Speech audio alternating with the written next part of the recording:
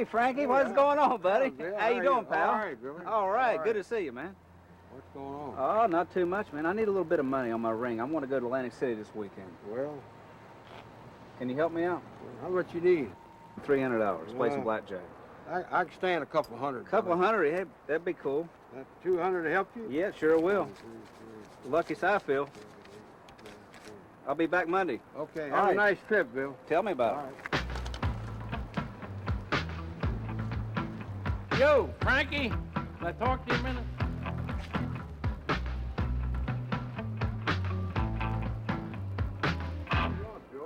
I need a little favor. Yeah? I need $300 desperately. I'll pay you back when I can get it. I don't have it. I don't know I when. don't know I when can you can pay me back. I can't guarantee it. Can you make it on a couple of hundred? 2 would do, yeah. All right. Might hit the lottery. Yeah, there's a couple of hundred. Okay. All right, I'll see you, Joel. Thanks a million. You saved my life.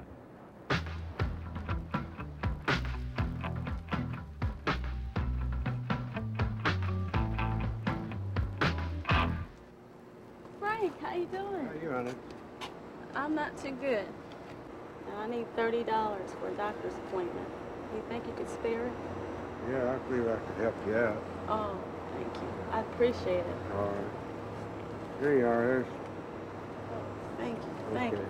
Sweet. I hope you a lot of luck. Okay. Thank you.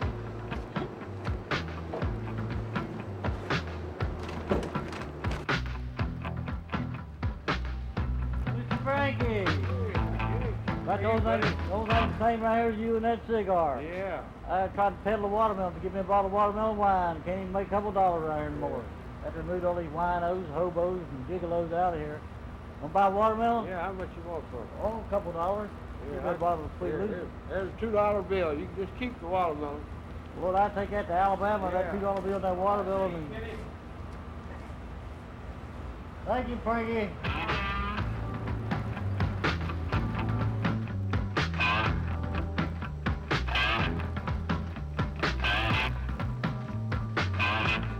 Boy, it's damn expensive walking to work.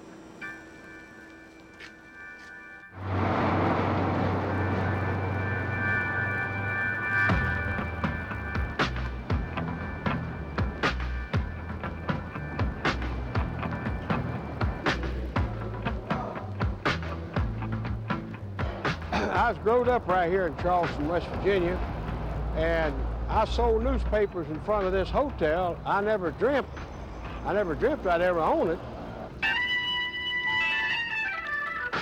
I own the Holly Hotel, and this is not a first-class hotel. It's a Fleabag hotel, and what you see is what you get. I've had people come and check in here and go up and come back down, and said, I can't stay here. I said, buddy, what do you think you're going to get for $40 a week? Holly Hotel, may I help you? I feel sorry for the people in the hotel. Some in there don't pay any rent. There's maybe 20 people in there don't pay rent, and I just let them stay. You don't have any money right now? Come on down here and ask for Judy, and we'll make arrangements. We'll put you in here and make arrangements. Yeah, Frankie's all right. If you want a ticket from here to New York, he'll buy it for you. And he's a good guy, and he'll let people come here and live for nothing free, as long as you don't drink wine.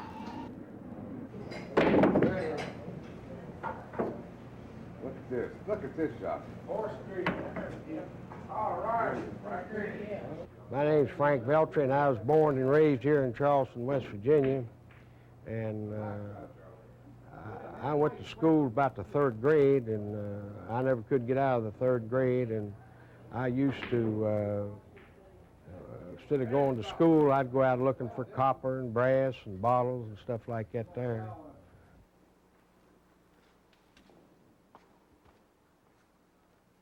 There's about $500 worth of copper right here, and this is the main reason I never learned to read or write, because I was always interested in gathering up copper and brass and bottles, trying to survive and make $1. And yet today, I still do it today. If I see a piece of copper, I'll even stop my car if I see a piece and put it in the trunk of the car. I'd say that all the property I have and what I have in the stock market and what I have in my property and everything, I'd say it would be between $2 and $3 million, just guessing at it.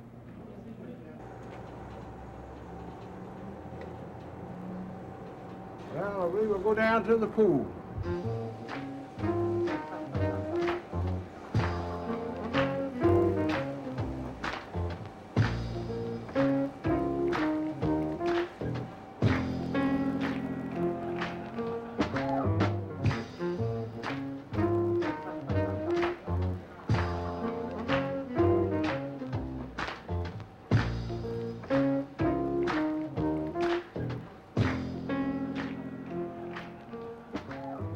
Last time I went to school, the teacher hollered at me to pay attention, and I got up and walked out the door, and I never went back.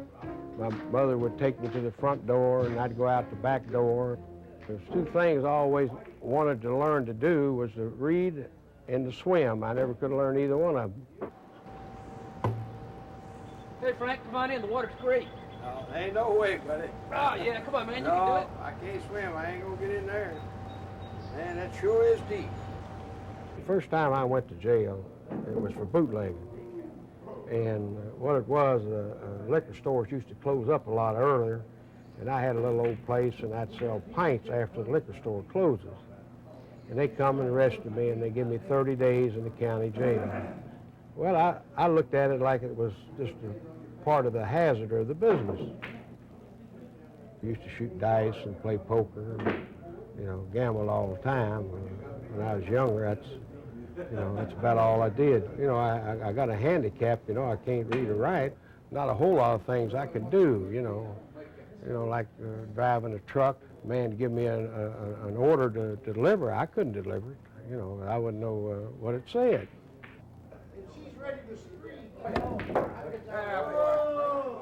I kind of leaned to gambling, and I always made a little money at it and made a living.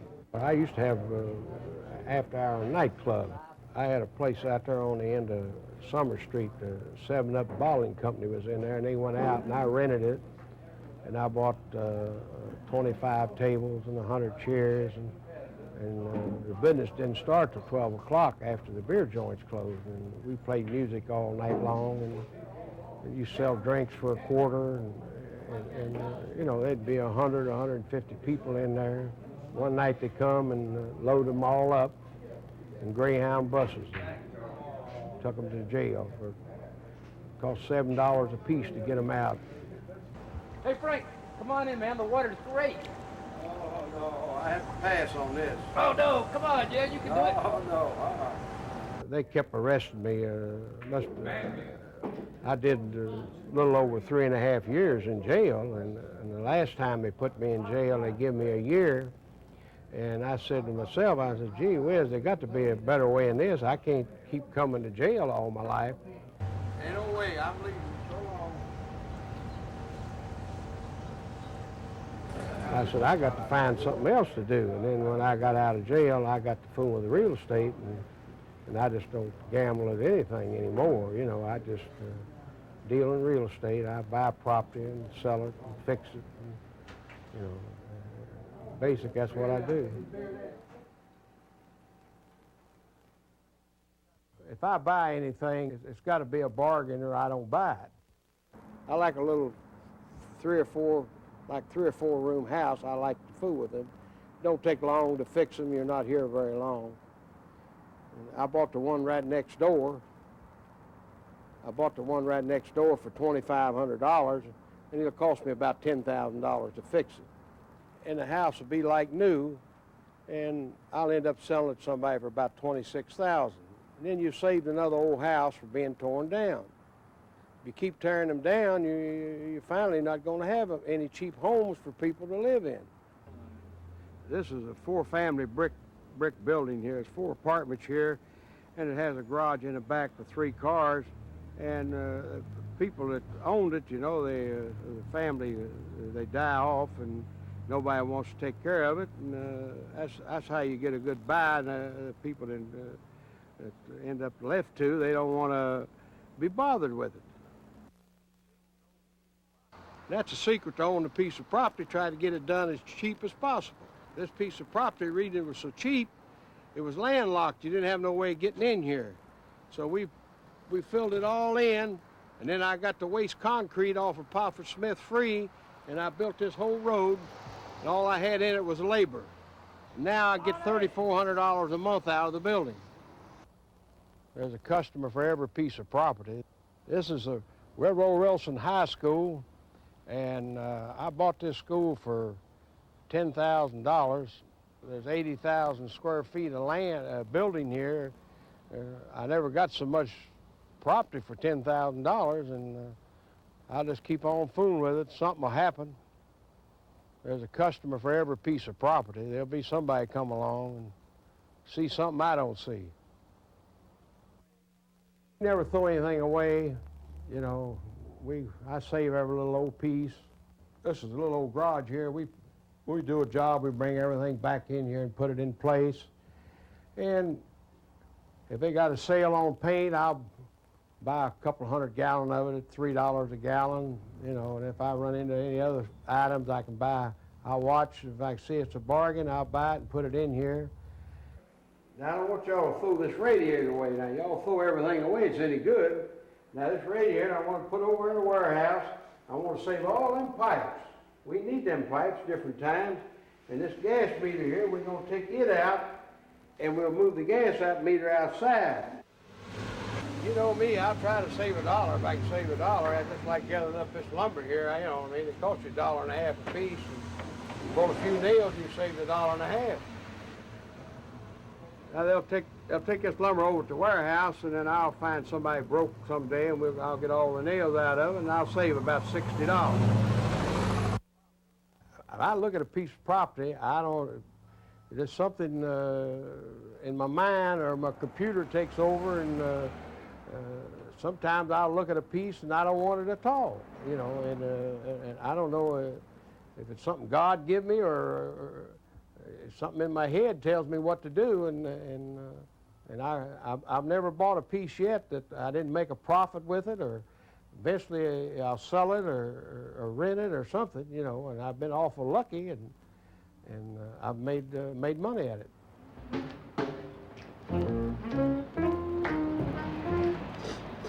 If it wasn't for Frank Belcher, I would be out on the street right now.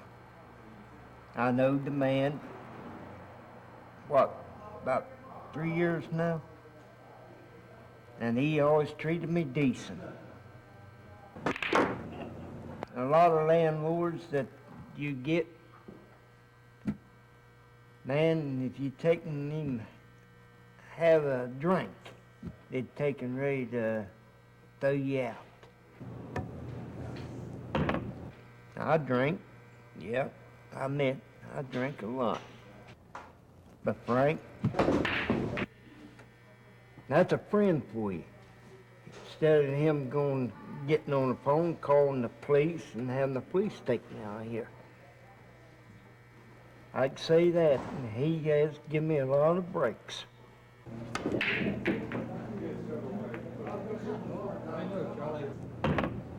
If you're out in the cold, all you gotta go come to old Frank Belcher. He'll take you in. All the people in the Holly likes Frankie, 'cause he has helped many people around here. Not just in the Holly, you know, everywhere else. You know, when people's down and out, you know, he tries to help them.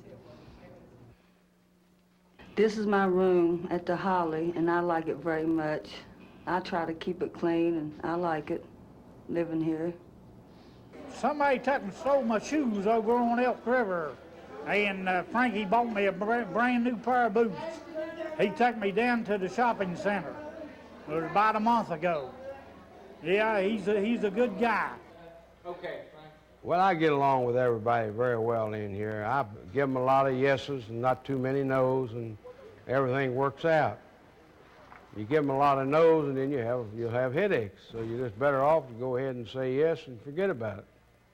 We have all types of people lives here: shoplifters, pimps. We have hookers, but we don't allow them to do that in here. And this place mainly is. They look out after one another. You wouldn't believe. One of them gets sick, they take care of them. You know, and I'm a strong believer in what goes around comes around.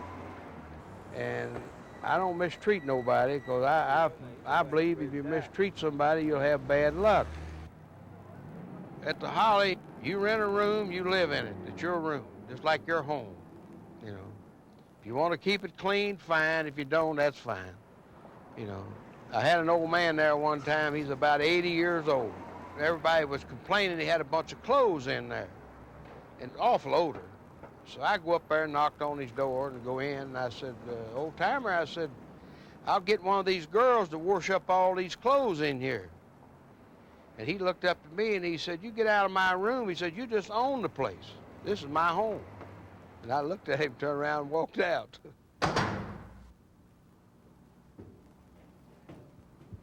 The saddest thing that ever happened in here is a man and a wife living in room 500. And they had some kind of misunderstanding who was going to watch the kid. He was going out drinking, and she said if he did, he's going to throw the baby off the fire escape. Now that part, that's what they said happened. I wasn't here when they said it, but she come right out of here and walked right out this door here.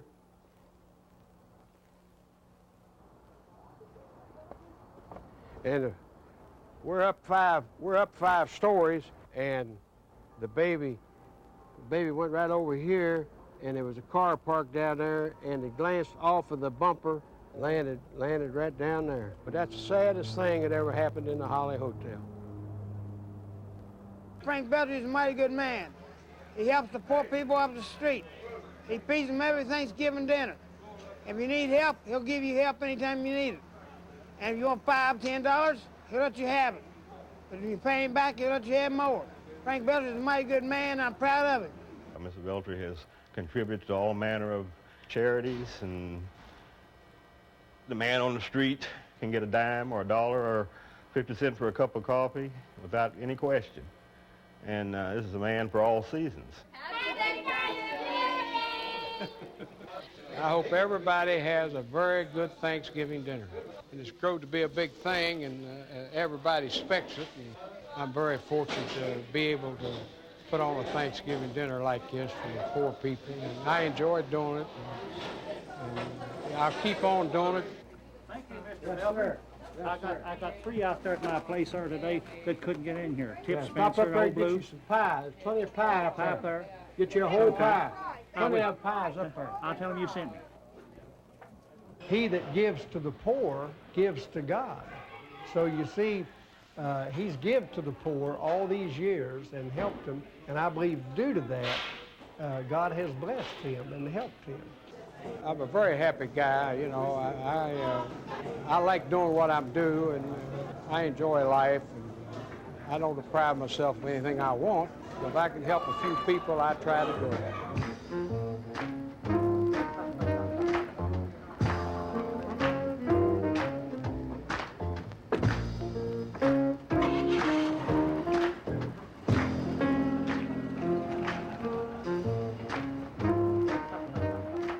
Well, I don't like a big house, you know what I mean? I got one room here, and I have everything I need. And I just never did like to live in a big house, you know. I like my little apartment. I could live anywhere. I could live anywhere in the country if I wanted to. You know, I'd go to Europe and live.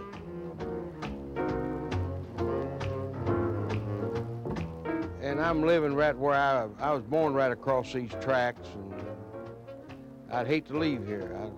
I like it here. It's comfortable. You know, it's just one big room, and that's all I need.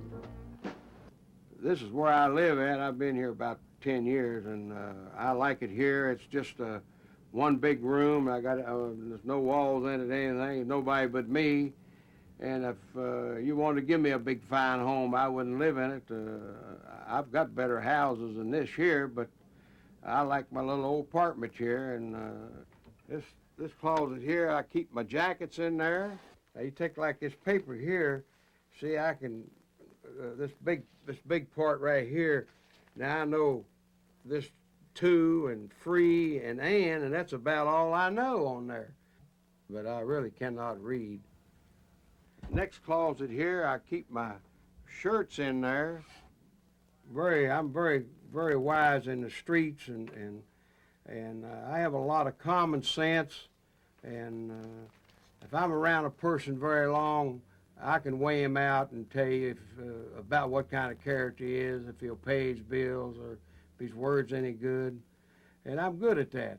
The last closet over here, I keep my pants in there. This is a $1 million CD. I had one time for $10,000, and I said, boy, I'd sure like to have one of these for $1 million someday.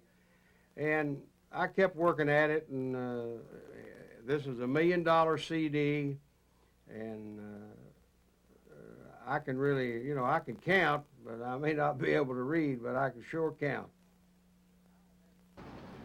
I don't have to go to the Holly Hotel every day, but I do, and I enjoy going over there. I like the lower class of people. That's just me, you know, and not that I'm mad at the people that wear suits and everything, but I like people that don't have much, and that's the people that I deal with, and I like them. That's all there is to it.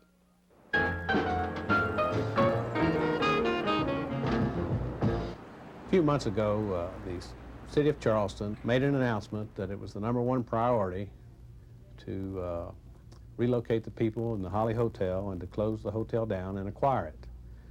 Mr. Veltri, who is the owner of the hotel, was present at that announcement. Well, they want that facility out of there. There's no question about that, you know. They want that type of people out of that area. They stand out front and people going by, and I see people coming down the street, and when they come down to close to the hotel, they'll cross over and go down the other side, you know. The reason for that project is that the purpose of an urban renewal plan is to try to remove slum and blight. And I think the condition of the building had deteriorated to such a point that it either needed to be renovated or needed to be torn down. The reason I don't fix it, I'd lose more money. It's expensive to operate a building that big. It ain't cheap. You can't make any money there. You see, I've lost a lot of money there. I lose around $30,000 a year and been doing it for about 7 years. On August the 23rd, we had a special meeting, and based upon the appraisal reports that we had received, we made an offer to him of $750,000. The City of Charleston and the urban renewal, they started dicking with me about 4 years ago with the Holly Hotel, and I wanted $850,000. They didn't want to give it up. And after 4 years arguing with them, I finally got my $850,000. And they say you can't beat City Hall. I think I beat them. And I got my $850,000, and the Holly Hotel will be closed, and that's the end of the deal. It's all over with. I'm going to close it up. So I announced I was going to close the place down. I don't want them to. I'd rather for them to keep it open. I've been here for about 10 years, and I'd hate to move. I'd really like to stay here. You've been someplace 14, 15 years, you're going to miss it. Most of the people in the Urban Renewal Board, you know, they live in Kenoi City or up on Edgewood, and they all got fine homes, and they don't understand. If a person's never been broke, you wouldn't understand it. You know, regardless of where you live at, it's your home. Now, you take us people living in that hotel, they like it there. You know, they don't want to leave there. You know, it's home to them. We're going to miss this place, that's for sure. This is the last Drummer-Fleabag Hotel in the city. I'd say at one time we must have had 40 hotels similar to this. And they've tore them all down, and this is the last one. And if you come to Charleston and you got $50 or $60, you know, there won't be no Fleabag Hotel for you to go to. The people that are going to be displaced are eligible for certain relocation benefits. Part of the regulations require us to find another place for them that they can afford, and we do give them assistance, rental assistance, as part of those benefits. But they're going to do what's right. I'm going to make sure all of them have a place to stay. If they ain't, I'll find a place for them myself. Now, I feel real good about them taking care of the people. They're going to give each one of them a subsidy of $5,200, and they're going to give them an $800 furniture allowance. And that's very good. I have to give them credit for that part. And they're going to take care of the people in the building. They're going to do that. This is the back door of the Holly Hotel, and everybody leaves here. Everybody moving out comes out this way. And we had 138 people when we started. We're down to 42 people. And this is the saddest part, to see them come out this back door. I'll see you now.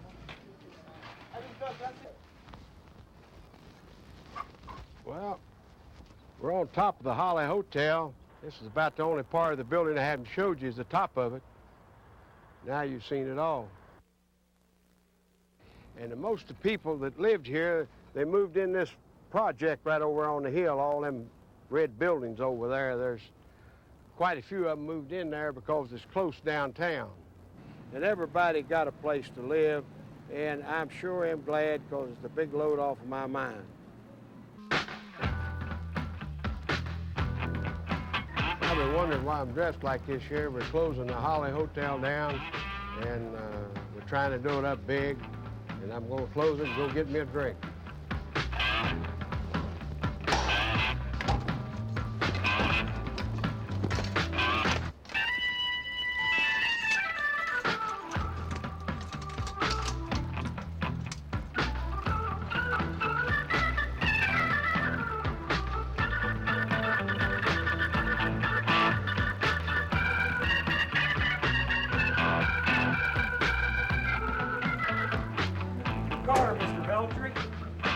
You gentlemen want to ride to your new place? Yeah, Frank. Come right on.